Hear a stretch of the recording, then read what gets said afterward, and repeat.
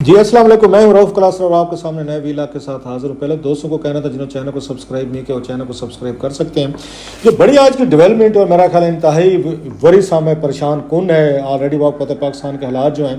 وہ کنٹرول میں نہیں آ رہے اور یہ بڑی حد تک یہاں پہ چھاپے مارے جا رہے ہیں، گرفتاریاں کی جا رہی ہیں، پریس کانفرنسز ہو رہی ہیں اور عمران خان صاحب کی گرفتاری کے حوالے سے روزانہ کی بنیاد پر کوئی خبریں آ رہی ہیں، اسپیکولیشن بڑھتی جا رہی ہیں کہ شاید خان صاحب جو ہے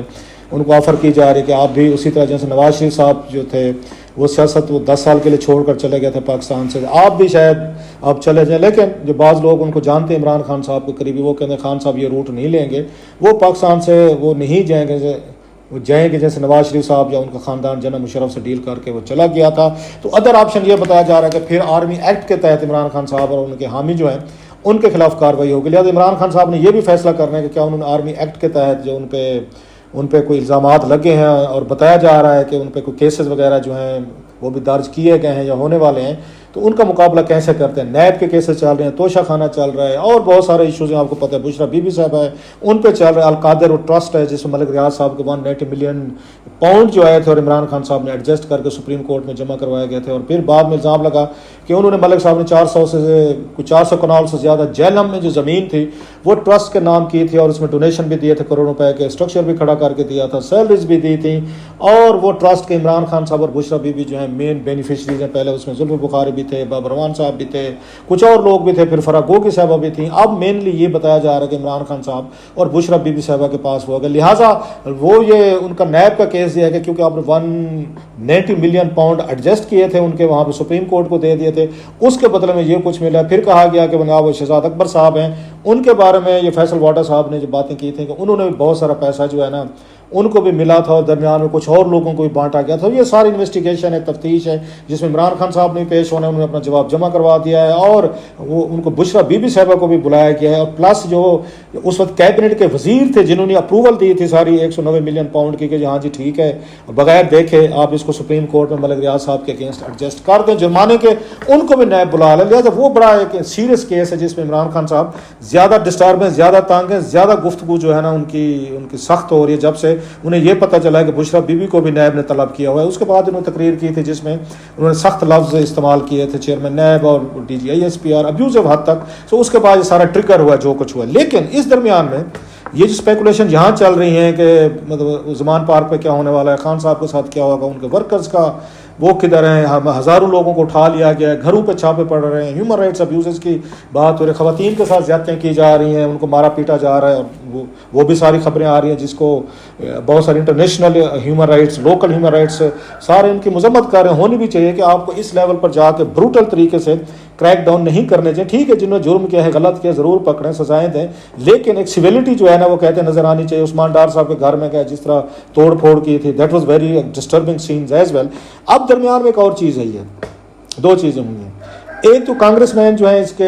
یہ امریکنز، ان کا لیٹر آیا ہے جو انہوں نے ہیومن رائٹس ابیوز پاکستان میں ہو رہی ہیں، انہوں نے اس پہ بڑی سیریس اپنی آواز اٹھائی ہے، اور جو سیکرٹری آف اسٹیٹ ہیں یو ایس اے کے، ان کو کہا کہ آپ حکومت پاکستان پہ دباؤ ڈالیں کہ عمران خان صاحب ان کی پارٹی کے کریک ڈاؤن کیے جا رہے ہیں، یہ بڑے غلط کیے جا رہے ہیں، نہیں ہونے چاہیے۔ اور اس کے بعد ایون وہ جو اسٹیٹ ڈپارٹمنٹ ہے وہ بھی یہ کہہ رہے ہیں کہ جناب کہ جو آپ لا آرڈر قانون ہے ان کے تحت چیزوں کو پروسیڈ کی جائے۔ یہ تو خیر ایک افیشل طور پر ہوتا رہتا ہے دنیا بھر میں۔ عمران خان صاحب کے دور میں جب اس طرح کی گرفتاریں، اس طرح کی ہیومن رائٹس ابیوزز ہوتے تھے تو international organisation, human rights organisation یا کچھ ملک یہ اس طرح کے اپنے بیانات جاری کرتے رہتے تھے۔ اس طرح کے کام ہر دور حکومت میں ہر حکومت کر رہی ہوتی، لیکن نہیں ہونے چاہیے، یہ کوئی جواز نہیں ہوتا۔ وہ بھی کر رہے تھے، ہم کر رہے تھے۔ اب درمیان میں ایک اور بڑی چیز ہوئی ہے جو کافی عرصے سے ہو رہی تھی، لیکن now that's a next level, وہ ہے ظالم خلیل زادہ صاحب۔ وہ جو افغانستان میں آپ کو پتہ ہے اس کے امریکن کے وہ سفیر رہے ہیں، پاکستان اور افغانستان کے معاملات پہ بھی وہ اس کو دیکھتے رہے ہیں، پاکستان کئی دفعہ وزٹ کر چکے ہیں، افغانستان، انڈیا، ان تمام معاملات کو دیکھتے رہے ہیں، افغان نژاد ہیں، اور اس وقت امریکنز ایک سٹیزن کے طور پر وہ معاملات دیکھتے ہیں۔ دیکھا جاتا ہے کہ امریکن اسٹیبلشمنٹ بڑے ڈیپ روٹڈ ہیں، اور کیونکہ اس خطے سے تعلق رکھتے ہیں، پاکستان، انڈیا یا افغانستان ان کا اپنا ملک ہے، لہٰذا ان کو سمجھا جاتا ہے اس کا رچرڈ ہال بروک کے بعد کہ یہ ان معاملات کو شاید بہتر طریقے سے دیکھتے ہیں، ملاقاتیں کرتے ہیں، اور پھر اپنا فیڈ بیک جا کے ان کو جو ایڈمنسٹریشن ہے، وائٹ ہاؤس ہو، پینٹاگان ہو یا دیگر ہو، ان کو دیتے ہیں، جس کے بعد پالیسیز وغیرہ ان خطے کے ملکوں کے لیے بنائی جاتی ہے، اسپیشلی پاکستان افغانستان کے لیے۔ وہ پچھلے کچھ عرصے سے ٹویٹس کر رہے تھے جنرل عاصم منیر صاحب پہ. آپ نے پڑھے ہوں گے. عمران خان صاحب کے حق میں بھی انہوں نے ٹویٹس کیے, آصف علی زرداری کے خلاف بھی انہوں نے ٹویٹس کیے اور بڑے سخت اگریسو کیے, جس پہ لوگوں نے اس وقت بھی کہا تھا کہ جناب کہ یہ ایک ڈپلومیٹ جو ہے نا شاید ہی is going beyond his call of duties, یا ان کی وہ جو ہیں ان کی مینڈیٹ سے وہ باہر جا رہے. ڈپلومیٹ عموماً اس طرح کی گفتگو کرتے نہیں ہوتے, لیکن ظالم صاحب لگتا تھا نو ہولڈز بار کے وہ اس معاملات کی کیئر نہیں کر رہے. پھر انہوں نے جو انہوں نے عمران خان صاحب کو جہاں پر کھل کر سپورٹ دی, ساتھ میں انہوں نے یہ کہا جناب عاصم منیر صاحب جو ہیں ان پہ انہوں نے کہا کہ آپ جو ہے نا وہ کر دیں, کوئٹ کر دیں, چھوڑ دیں, کیونکہ اس وقت جو حالات ہیں وہ شاید آپ نہیں چلا پا رہے یا آپ سے چل نہیں پا رہے. یو آر دا مین, مطلب انہوں نے اریٹینٹ کے طور پر انہوں نے جنرل عاصم کو پیش کیا اپنے ٹویٹس میں. اور ساتھ میں جو ایک چیز کوئنسیڈنٹ ہوئی وہ یہ تھی کہ ادھر سے انہوں نے ظالم صاحب نے یہ ٹویٹ کیے جنرل عاصم کے خلاف کہ ان کو چھوڑنا چاہیے, آرمی چھوڑ دینی چاہیے. ساتھ میں عمران خان صاحب جو ہے نا انہوں نے 2-3 انٹرویوز دیے جو ریکارڈڈ بھی ہیں, وہ کیمرے پہ بھی ہیں. انہوں نے کہا جناب کہ جو کچھ میرے ساتھ ہوا ہے یہ سارے کا سارا کرنے والے جو ہیں جنرل عاصم منیر ہیں. پاکستان کا آرمی چیف ہے, وہی فیصلے کرتا ہے, ون مین کی اپروچ ہوتی ہے, اس کا سلوک ہوتا ہے, لہٰذا وہ جو فیصلے کرتے ہیں وہ نیچے تک آتے ہیں. لہٰذا انہوں نے اپنی گرفتاری جو ہوئی ان کی جس انداز میں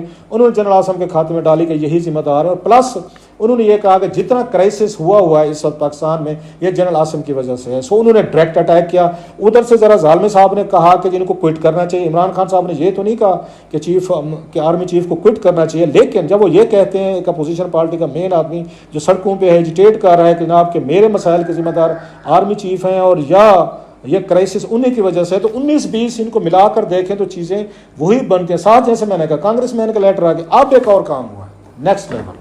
جو زیادہ میرا خیال ہے الارمنگ اینڈ ڈسٹربنگ, وہ یہ ہے کہ ظالم خلیل زاد صاحب نے ابھی کل پرسوں ہی ان کی تقریر کے سیالکوٹ گیریجن میں گئے ہیں. جنرل عاصم منیر اس سے پہلے پشاور میں گئے تھے. آج کل وہ وزٹس کر رہے ہیں, اپنے ٹروپس کے ساتھ بات چیت کر رہے ہیں جو کچھ اس ملک میں ہوا ہے 9 مئی کو. اس کے بعد ان کی کوشش ہے کہ اپنے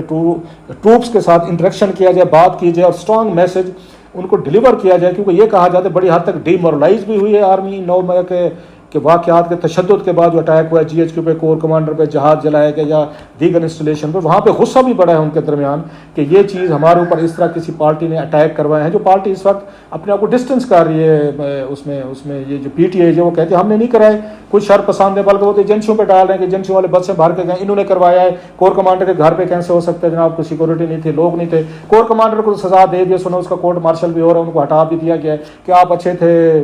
کمانڈر تھے, انڈین بارڈر پہ آپ کی کور ہے. حالت یہ ہے کہ 200-300 بندہ آیا اور آپ کو رینٹ سائک کیا ہے اور آپ وہاں پہ کھڑے ہوئے ہیں, مطلب گھیرے میں کھڑے ہوئے ہیں, اور آپ سے کچھ بھی نہیں ہوا. آپ کی پینٹیں کپڑے وغیرہ ساری جو ہیں مظاہرین ساتھ لے گئے تھے. سو ان پہ بھی آرمی کو بڑا شدید غصہ ہے. اب وہ جب سیالکوٹ گئے ہیں تو اس کے ظالم خلیل زاد صاحب نے جو ٹویٹس کیے ہیں وہ یہ کہتے ہیں جناب کہ انہوں نے جہاں کلوز ڈور میٹنگز کی ہیں وہاں پہ اپنے افسران کے ساتھ کی ہیں یا نوجوانوں کے ساتھ, تو اس سے ان کو بتایا گیا ہے کہ جناب کہ انہوں نے وہاں پہ غصہ کیا ہے, اینگر کا اظہار کیا ہے, تھریٹس کی ہیں, اسپیشلی فوجی جو ہیں ان کی آرمی ہے, ان کے اگر آگے سے فیملیز کے بچے ہیں ان لوگوں کو ڈائر کنسیکوینسز کی تھریٹس کی گئی اور انہوں نے سخت زبان جو ہے نا استعمال کیا. اور یہ کہتے ہیں ظالم صاحب, اب یہ بڑا الارمنگ ہے, خطرناک بات ہے کہ یہ باتیں مجھے وہاں سے بتائی گئی ہیں. مطلب ہے جو افسران موجود تھے ان میں سے کسی نے ان کو ظالم خلیل زاد تک یہ خبر پہنچائی ہے کہ جنرل عاصم منیر نے کلوز ڈور میں کہ اس میٹنگ میں کیا کیا گفتگو کی اور کس طرح کا ان کا لہجہ تھا, کتنی سختی تھی. اب یہ چیز جو ہے بڑی, اب اس کو ڈبل طریقے سے پڑھا جا سکتا ہے. ایک تو یہ بات ہے کیا واقعی سچ ہے, یہ اس طرح کی کوئی گفتگو ہوئی ہے, یہ تو انہیں کو پتہ ہوگا جو وہاں موجود تھے, یا جنرل عاصم صاحب کو پتہ ہوگا. اگر یہ ہوئی ہے تو پھر وہ کون سے ایلیمنٹ ہیں جو وہاں سے نکلے ہیں اور ان کی ایکسیس جو ہے خلیل ان کی ساری ظالم خلیل زاد تک ہے, انہوں نے وہاں سے واٹس ایپ کیے ہیں یا ان کو انہوں نے کال کی ہے یا ای میل کیا یا میسج جو بھی کیا یا وایا بھٹنڈا جو بھی انہوں نے کوریئر کے ذریعے جو بھی چیزیں کی ہیں. سو یہ دیکھنا ہوگا کہ مطلب مولز ہیں کیا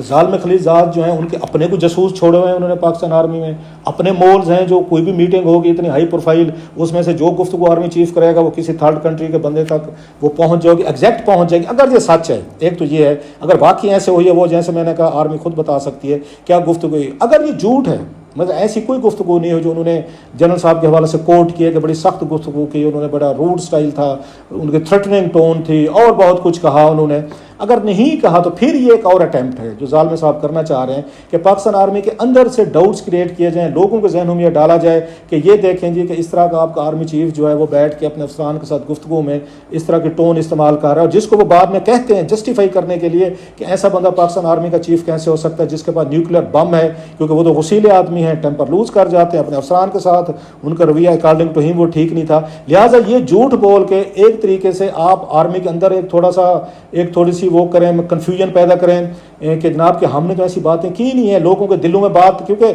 ये तो सिर्फ वो लोग जानते हैं ना जो वहाँ पे बैठे हुए थे। दूसरा ये है कि झूठ बोल के मैस क्रिएट किया जाए और इस तरह का इंप्रेशन बनाया जाए जनरल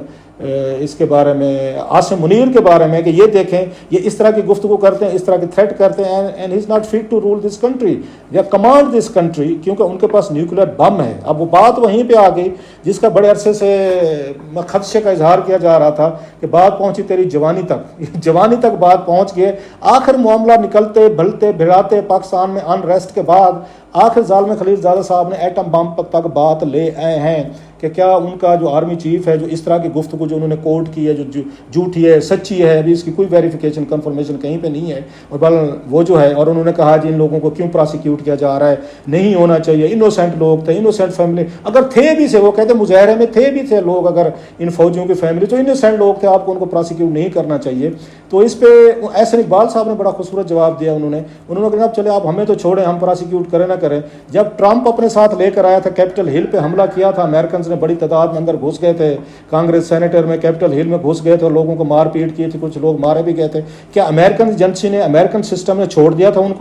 उनको प्रोसिक्यूट किया था, मुकदमे कायम किए थे, उनको भी सीसीटीवी कैमरे से एक को शनाख्त करके उनको सजाएं दी गई थी कि नहीं दी गई थी, या उनको भी कहा गया था छोड़ें यार इनोसेंट लोग हैं, गुस्से में आ गए और आगे गुस्से में इन्होंने कैपिटल हिल को रैंसैक कर दिया। सो उन्होंने उसका जवाब दिया जो बड़ा था। बहुत सारे पाकिस्तानियों ने बड़ा शदीद रिएक्ट किया है इनके ट्वीट्स पे, जी आप क्यों हमारे इंटरनल मामलात में इंटरफेयर कर रहे हैं, आप अफगानिस्तान के हैं, अमेरिका के हैं, अपने मामलात से तल्लुक़ रखें। बाज़ ये कहते हैं जी आप शरारतें करना चाह रहे हैं, आप पाकिस्तान के मामलात में पोलिटिकल पार्टी को इतनी बड़ी सपोर्ट दे के आर्मी को और PTI को और इन लोगों को मजीद लड़ाना चाहते हैं, आग को भड़काना चाहते हैं। लेकिन जो मेन चीज़ थी उसमें जो बड़ी अहम है